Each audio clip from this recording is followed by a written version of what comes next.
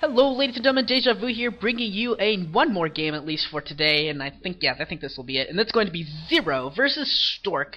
Zero, my second favorite active player, and Stork, probably my third favorite active player. So it's pretty awesome in this series. All three of my three favorite active players are all playing in back-to-back sets, which is pretty cool. And there's Stork with no glasses. I don't know if you haven't watched StarCraft in a while, I haven't seen Stork play in a while. He actually ditched his glasses some months ago. I think it was probably like 4 or 5 months ago.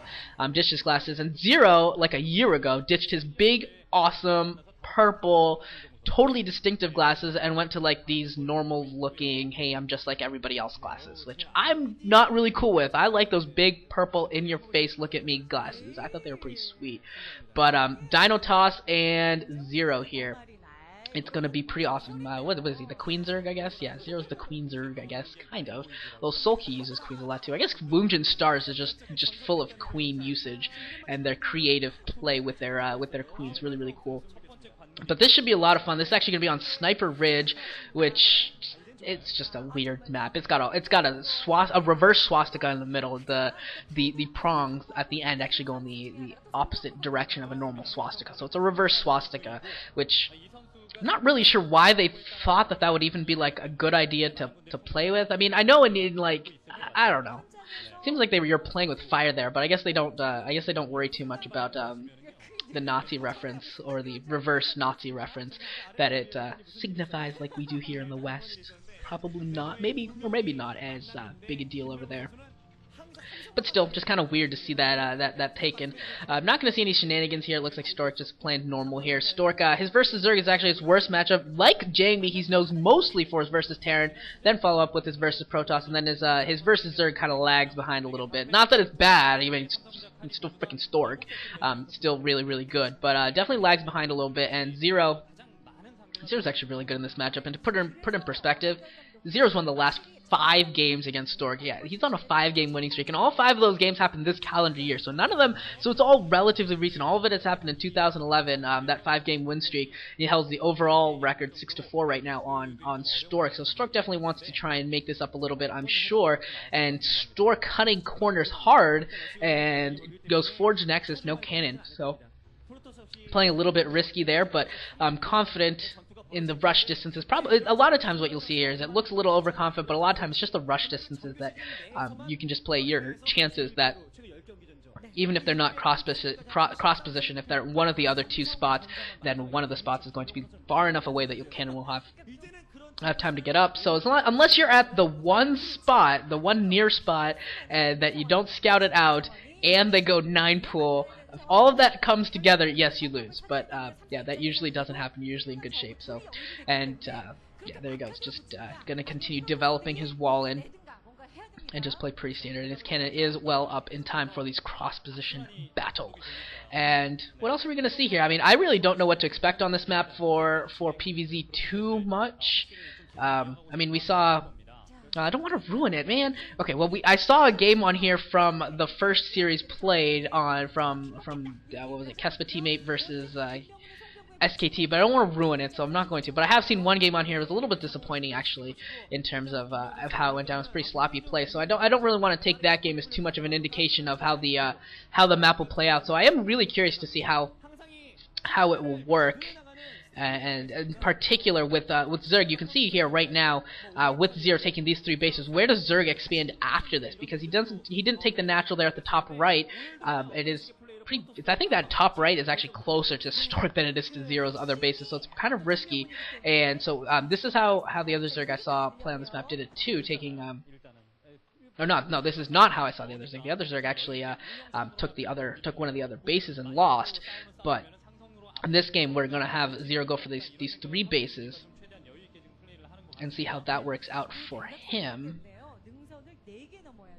There's the Stargate as well for Stork, so all standardness coming out right now, and actually a few more lings being produced by Zero. A lot of times they just produce those first 2 lings and just sit there and drone up after that, but we do have a few lings produced for Zero. Maybe a little bit worried about that Stork might send out an early Zealot, which is actually something that Stork does quite a bit. You do actually see a couple of the Zealots wandering around the map, so that's what those lings are for. That is something that Stork does a lot, and Cal also does it a lot. Jamie has been doing it recently, but I don't usually think of Jamie as a guy that does that on a consistent basis, but he has done it as well.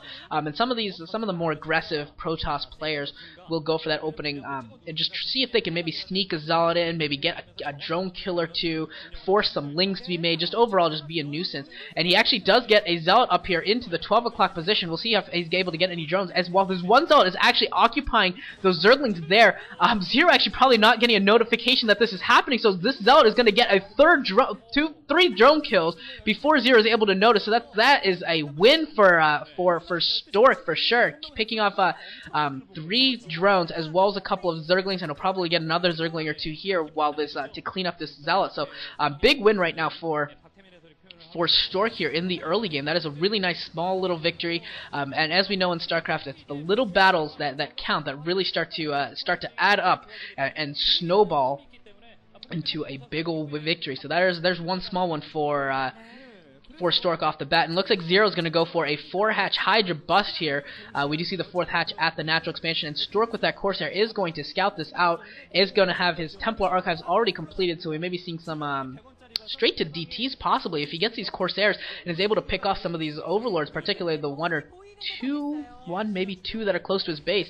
Overlords already have speed, so I was thinking if he can pick them off, then he could probably use DTs. But it looks like Zero is very, very, very well prepared for this, and is almost expecting DTs. So he comes in here with the Overlords with speed already, with the Hydralisk to defend them. He'll be able to counter any DT play for the most part, provided that he doesn't leave gaps in his detection ring. Also could be seeing some sort of a drop play from Zero as well. With these Overlords already having speed, he could go for a Hydra bust and then follow that up with kind of a drop as well as the bust going on at the same time. So we do have DTs out right now for Stork. The first one gets picked off. The second one actually sneaks out. So we'll see how much damage that's going to be able to do. Probably he'll send that one straight to the 12 o'clock as well and see if he can do any damage. And a 5th hatch coming down for Zero as well. Haven't seen any more tech buildings for Zero come down. Haven't seen any Spire for Scourge to stop these Corsairs or anything like that. And an Overlord does actually catch this DT, so we'll see how much damage this DT is actually able to do. A couple Corsairs are actually going to pick off the Overlord there, so this DT is actually going to have some time to do some damage. We'll see one. Any more? Nope, just the one right now, just the one drone, but all of the lost mining time as well. And an Overlord has managed to spawn, and the Corsairs are trying to usher it away. This DT trying to do what damage it can before it goes down, and the DT actually gets out in time before the Hydras are able to kill it, and the Overlord goes down, so this DT is going to have time to do more, but a 3rd Overlord comes into play, so Stork is going to have to give this up. Could actually wander over to the natural expansion. No, there's Overlords there, so just very interesting going on right now with this DT. Some really nice work overall by Stork, taking a position where he probably shouldn't have gotten anything, considering the Overlords that were in position, and able to find a way to get a couple of kills. Didn't quite do as much damage as I'm sure he wanted to, but did do some damage, and that is always better than the none that he was looking at. And it looks like this isn't going to be a Hydra bust. This is actually going to be a lurker contain.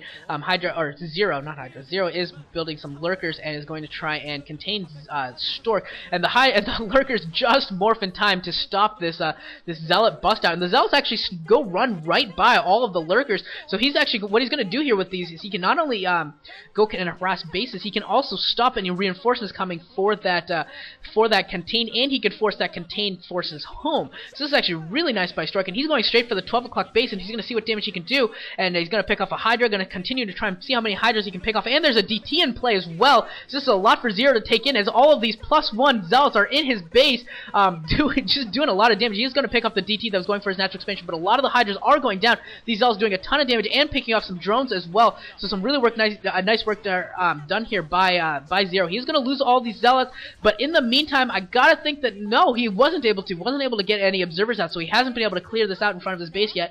So if Zero can get back to the front of his base, to the front of Stork's base, and put the contain back on, Zero could actually continue to have some solid map control. I'm really surprised that we haven't seen the the robotics facility with the observers quite yet. I thought he would have been right on top of it, but looks like Zero's going to back up a little bit to this ridge where he's got the height advantage, the sight advantage, and can still keep on a really, really strong contain. He's already destroyed one gateway for Stork, so that's just another nuisance that Stork's going to have to deal with. So both these players playing pretty well. And it's getting pretty interesting already. A nice strong contain by Zero, and Stork looks like he's got some nice high Templars built up here, and he's got a shuttle out as well. He's actually going to ferry 4 Zealots. Well, he can't get any more. We'll see if he wants to maybe get 8 Zealots out there, maybe grab a high Templar too.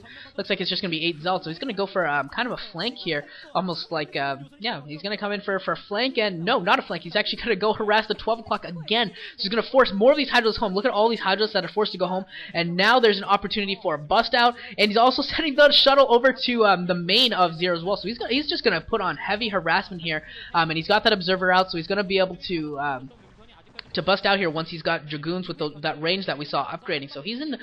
This is actually really, really interesting with these Zealots out here at the top right, the shuttle full of Zealots on the left side of the map, the Corsairs wandering around, as well as the development of Stork's army. So Zero's got a lot to watch out for, and it's actually impressive that despite the contain, it's actually Stork that has most of the initiative in this game. He's actually running the play, if you will, and deciding how this game progresses. So the fight going on at the top right, Zero's going to win that, but Stork in the meantime is going to come in here with these Zealots, and is going to go for the Hydra's Den, which would be devastating to Zero. If he loses that Hydra's Den, all he would be able to produce is Zerglings. So while this is going on, Stork is going to try and bust out now, but it looks like he lost his observer. It looks like it did go down, and the Hydra's Den does go down. 4 Zealots still alive, going for the spawning pool now. I don't think they're going to be able to get it, so he's just going to stop that and see if he can get some take out some Hydras before all the Zealots go down. And he isn't able to take down one, and yeah, just able to take down the one Hydra, so he can do some damage to the other ones. And another observer comes in here, and Zero's going to come in here and try and snipe it off again, and he does pick it off, but he does eat a ton of storms, so all of his Hydralisks at the front do go down. He does still have some lurkers there for the contain, and we'll see what Stork decides to do here. And he brings in another observer, so this contain will get cleared up with not too much effort. No, it isn't too bad there. But Zero in a little bit of trouble now, because now Stork has those storms, has the Dragoons, and can follow with some Zealots as well. And without the Hydras, then he can't produce Hydralisks, and he's going to be just basically producing Zerglings, and then with whatever Hydras left, that's all he got to defend. So this is definitely a very, very bad position right now for Zero, having lost that Hydralisk Den. So I'm going to have to defend very, very adeptly in order to survive this until his Hydra Den can come back up. He is establishing some lurkers here on this ridge. He's going to try and make a stand here.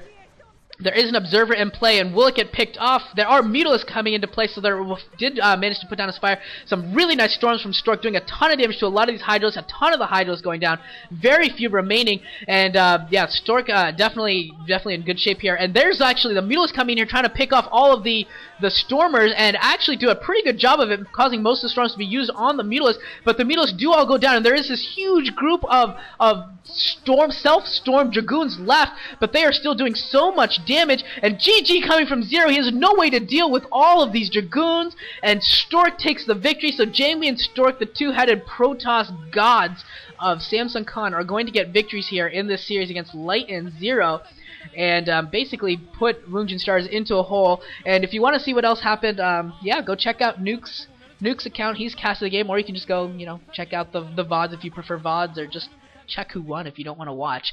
But yeah, so there's 2 wins there for Jamie and Stork, so I'm a pretty happy camper right now, particularly for Jamie, and Jamie being on my my fantasy pro league team, so that's pretty awesome. But that's going to be it for today. Probably we'll come back at you later in the week or next week with some more casts whenever I find some time. But I hope you guys enjoyed this, and I will see you guys all later.